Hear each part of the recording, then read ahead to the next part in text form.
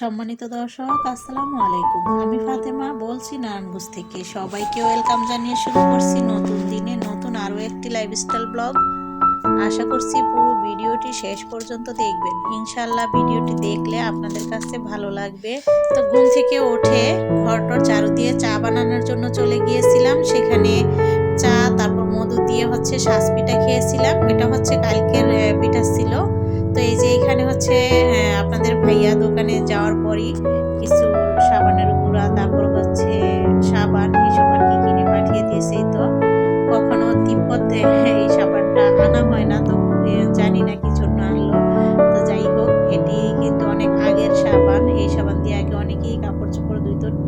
তিব্বত 570 সাবান বলে। যাই হোক, এই তো বিছানাটাকে এখন গুছাতে আসলাম। চলে গিয়েছিলাম যে সকালে বিছানা গুছানো হয় না। শীতের দিন আসলে কিন্তু বিছানা গুছাতে একটু আলসামি লাগে, কারণ কম্বল টম্বল ভাঁজ টাজ করতে হয়। এই জন্য তো ঘরটর ঝাড়ু দিয়ে নাস্তা খাইয়ে তো আপনার ভাইয়াকে পাঠালাম। তো এই জন্য এই কাজটা একটু পরেই করতেছি, আর ভাবলাম একসাথেই করে ফেলবো, একটু দেরি করে করলো। তো যাই হোক, এই তো খাটটাও মুছে নিলাম আর বিছানাপাতিও গুছগাছ করে নিয়েছি। এখন ড্রেসিং টেবিলটাকেও মুছে দিব, আর এলোমেলো যেগুলো আছে সেগুলো গুছিয়ে নিচ্ছি। তারপর এই পাশের সোফা, সেটাও মুছে নিব। অপর পাশে তো আমার কাপড়ের যে র্যাকটা আছে সেটাও আমি মুছে নিব। শোকেস বললেই হয়, সেটাকে র্যাক বলা যায় না। তো যাই হোক, স্টিলের কাপড় রাখার শোকেস, যেটাতে আমি কাপড় বিক্রি করার জন্য রেখে দিই। আর অর্ডারে যে কাপড় থাকে সেটাতে রাখি। অনেক আগের আমার পুরানো স্টিলের শোকেসটা আর কি। তো দেখুন, এখন কিন্তু আমি মুছে তো নিয়েছি প্রথম তেনা দিয়ে, তারপর জেরে নিলাম। শারমিন চলে আসছে, ওকে দিলাম ডিমগুলো দেওয়ার জন্য। যে ডিমগুলো ধুয়ে জালিতে রাখো, পানি ঝরলে আমি এখানে রেখে দিব। তো এই তো রেখে দিলাম। তো গ্রামে যে আমার ছেলে বেড়াতে গিয়েছিল, সেখান থেকে আমার যা এই ধনিয়া পাতাগুলো দিয়ে দিয়েছে, অনেকগুলোই ধনিয়া পাতা। তো এই ধনিয়া পাতাগুলোকে এখন শারমিনকে বসালাম যে তুমি এগুলো বেছে দাও। তো এগুলো গুঁড়াগুলো বাঁচতেছে, আমি রান্নার জন্য কোটাকাটি করতেছি। যা যা রান্না করবো সব কিছু কেটে কুটে রাখলাম। এখানে একটা দেশি মোরগ রান্না করবো। তো এই তো এখন মাখিয়ে বসাবো। তো এখানে দিলাম পেঁয়াজ কুচি, তারপর লবণ, গরম মশলা, তেজপাতা, তারপর দিয়ে দিব আদা রসুন বাটা, তারপর দিয়ে দিব মরিচের গুঁড়া, তারপর দিয়ে দিব হলুদের গুঁড়া। তো যাই হোক, যত অল্প পরিমাণে, তো যে পরিমাণে লাগে সেইভাবেই আমি কিন্তু দিয়ে দিলাম। তারপর ধনিয়া গুঁড়াটাও দিয়েছি, এটা চাইলে আপনি স্কিপ করতে পারেন। ধনিয়া গুঁড়াটা দেওয়ার পর এখন আমি তেল দিয়ে দিচ্ছি। সয়াবিন তেল দিয়ে রান্নাটা করতেছি। তারপর ভালো করে হাত দিয়ে মাখিয়ে নিব। ভালো করে এভাবে মাখিয়ে রান্না করলে খেতে অনেক ভালো লাগে। তো আমি কিন্তু ভালো করে হাত দিয়ে মধ্যে মধ্যে মাখিয়ে নিলাম। এখন বসিয়ে দিব। এই তো চুলাটা জ্বালিয়ে এর ভিতরে বসে দিলাম। তো শারমিন বরিশালের কিছু কথাবার্তা বলতেছিল, তো সেই কথাবার্তাগুলো নিয়ে একটু হাসাহাসি করছিলাম। তারপর তো আমি অফ ক্যামেরায় 2-3 বার নেড়ে দিয়েছিলাম। আর এই তো এর গা থেকে যে পানিটা উঠছে সেটা দিয়ে কষিয়ে নিচ্ছি। মাখিয়ে বসালে একটা পানি উঠে আসে, আর আলাদা করে পানি দিতে হয় না। তো দেখুন, এই যে এখন কিন্তু আমি অফ ক্যামেরাতে ভালো করে কষিয়ে নেওয়ার পর এখানে জলের পানিটা দিয়ে দিব।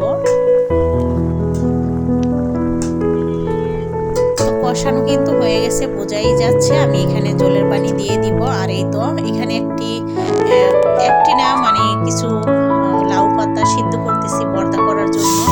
আর এই তো মাছ ভেজে নিচ্ছি। তো এই যে কত বড় বড় লাউ পাতা ছিল, সেটা একটু একঝলক দেখিয়ে দিচ্ছি। এই পাতাগুলো আর কি গ্রাম থেকে পাঠিয়েছিল আমার ছোট যা। তো সেই পাতাগুলোই আর কি কেটে কুটে ওইখানে আর কি ভেজে নিচ্ছি। আর এই তো চিংড়ি মাছটিকে উল্টিয়ে দিচ্ছি।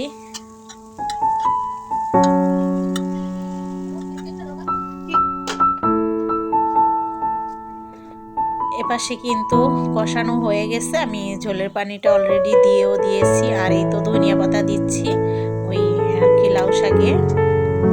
তো ঝোলের পানিটা দেওয়ার পর ভালো মতো নেড়ে তারপর ঢাকনা দিয়ে ডেকে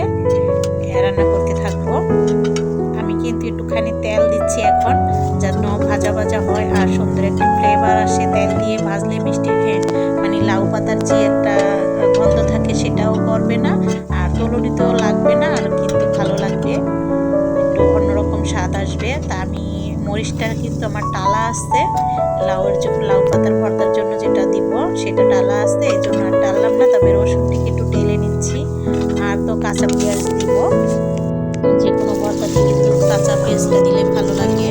তারপর হচ্ছে আমি ধনিয়া পাতার ভর্তাও করবো, এই জন্য মরিচ রসুন টেলে নিলাম, কিছু ধনিয়া পাতা, বেশ কিছু ধনিয়া পাতা এখানে দিয়েছি, দিয়ে যে নেড়ে নিলাম। পাতাটাকে সিদ্ধ করার পর হচ্ছে আমি পাটায় বেটে ভর্তাটা করে নিব। তো আমি তো এই পাশে রান্না করতেছি, তো আমার মেয়েকে দিয়ে এই ভর্তাটা করাবো। তো দেখুন এই পাশে কিন্তু আমি এখন ভাজা জিরা গুঁড়াটা দিয়ে দিচ্ছি, ঝোলের পানিটা অনেকটা শুকানোর পর, নামানোর আগ দিয়েই কিন্তু এই কাজটা করতে হবে। তারপর হচ্ছে এই যে ভর্তা বানানোর জন্য রেডি। তো আমার মেয়েকে বললাম যে পাঠা পিসাও, তারপর ভর্তাটা করে নেব। তো হচ্ছে মরিচ আর লবণ বেটে নিল, তারপর হচ্ছে ধনিয়া পাতাটাকে বেটে নিব, এরপর রসুন বা পেঁয়াজ যেটাই দেয় করে দিতে হবে। তো এইভাবে করে ভর্তা করলে কিন্তু ভালো লাগে, আর একসাথে সব বেটে ফেললে কিন্তু ভালো লাগে না। সেটা রসুন আর পেঁয়াজ একটু ছাবা থাকলে, মানে আদা ভাঙা থাকলে খেতে ভালো লাগে। তো হয়ে গেছে ভর্তাটা করা, এখন কিন্তু রেখে দেওয়া হলো। তারপর হচ্ছে লাউ পাতার ভর্তাটা করা হবে, আর এই পাশে ডিম ভুনা করব। তো এখানে হচ্ছে লাউ পাতার ভর্তার জন্য সেই একই নিয়মে ভর্তাটা করা হবে। তো আপনাদের ভাইয়া আর সাইফুল হচ্ছে আজকেও বিয়ের অনুষ্ঠান আছে, কালকেও কিন্তু আমরা বিয়ে খাইতে গিয়েছিলাম, মানে বিয়ের দাওয়াত, আজকেও সেই বিয়ের দাওয়াতেই খাওয়ার জন্য আবারও যাবে, কারণ আজকেও দাওয়াত আছে। তো এই যে এখানে হচ্ছে আদা রসুন, তারপর হচ্ছে মরিচ গুঁড়া হলুদ গুঁড়া দিয়ে মশলাটাকে কষিয়ে নেওয়া হচ্ছে। আর এই তো 2 পদের ভর্তা কিন্তু বানানো হয়ে গেল। ভালো করে মশলা কষানোর পর এই ভাজা ডিমগুলোকে দিয়ে দিতে হবে। তো হাঁসের ডিম কিন্তু শীতের দিনে খাওয়া অনেক ভালো, আর খেতেও ভালো লাগে শীতের দিনে হাঁসের ডিমটা। তো এখন হচ্ছে জলের পানি দিয়ে দিলাম, আর ডিমটা তো যেহেতু ভুনা করব বেশি একটা পানি রাখবো না, শুকিয়ে ফেলবো। তারপর আমি দিয়ে দিলাম ভাজা জিরার গুঁড়া, কিছুক্ষণ পর দিয়ে এখন ঢাকনা দিয়ে ডেকে দিব, আর রান্নাটা করতে থাকবো। পানিটা শুকানোর জন্য অপেক্ষা করব। ধনিয়া পাতা দিয়ে দিলাম, এখন কিন্তু পানিটা শুকিয়ে গেছে, তেল উঠে আসছে প্রায়, আমি নামিয়ে নিলাম। এরকমটা হয়েছে, দেখিয়ে দিলাম আপনাদের এক ঝলক। আর এই পাশে হচ্ছে মাছ ভুনার জন্য হচ্ছে পেঁয়াজটাকে প্রথমে ব্রাউন কালার করে নিয়েছি, তারপর আদা রসুন বাটা, এরপর হলুদ গুঁড়া মরিচ গুঁড়া লবণ, তারপর কিছুটা পানি দিয়ে ভালো করে মশলাটাকে কষিয়ে নিয়ে তারপর কিছুটা জলের পানি দিয়ে ভাজা মাছগুলো দিয়ে এখন ঢাকনা দিয়ে ডেকে রান্নাটা করতে থাকবো। অফ ক্যামেরা রান্না করেও ফেলেছি, আর এই তো যা যা রান্না করলাম সব কিছুই এক ঝলক আপনাদের দেখিয়ে দিচ্ছি কেমন হয়েছে। আর ভাতটা অলরেডি হয়ে গেছে। তো এই তো এখন হচ্ছে আমি এখানে একটা আলাদা করে বাটিতে বেড়ে নিচ্ছি, এখানে এভাবে আলাদা করে সব কিছু আমি বেড়ে নিব একজনকে দেওয়ার জন্য। তো তাদেরকে বেড়ে ঘুরে সুন্দর করে পাঠিয়ে দিব।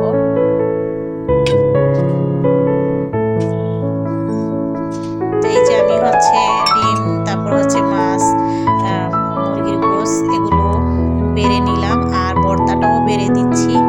তো এভাবে করে একটা ট্রেতে করে আমার মেয়ে হচ্ছে সুন্দর করে গুছিয়ে সাজিয়ে নিল, আর এগুলো কিন্তু এখন দিয়ে আসবে। তো আজকের এই রান্নাগুলো কেমন লেগেছে কমেন্ট করে অবশ্যই জানাবেন। আর এই যে ঝাল ঝাল ভর্তা খেতে কার না ভালো লাগে। ভিডিওটি এখানেই শেষ করছি, সবাই ভালো থাকবেন, আল্লাহ হাফেজ।